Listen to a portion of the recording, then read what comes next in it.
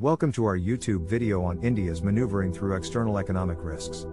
India is exploring ways of buying Russian oil despite the $60 a barrel price cap imposed by the G7. India's Finance Minister Nirmala Sitharaman believes this is necessary in order to curb inflation and spur growth. India is the home to 1.4 billion people, and imports 80% of its crude oil.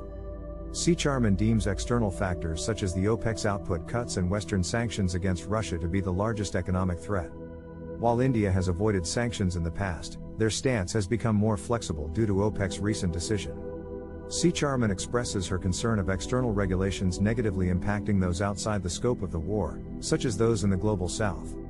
India's economic growth has been slowing due to a combination of high interest rates and waning consumption. The International Monetary Fund has since revised the nation's growth outlook from 6.1% forecasted in January, to a much smaller 5.9%. Sitharaman is working towards increasing economic buoyancy in India, through digital policy reforms, and strategically adjusting to the global banking sector. Inflation in India has been steady, with consumer prices rising 5.66% in March from a year earlier. India's Weather Office has also forecasted a normal monsoon, which may further lower grain and oilseed prices and keep inflation low. Overall, India is searching for ways to cope with external threats and remain economically afloat.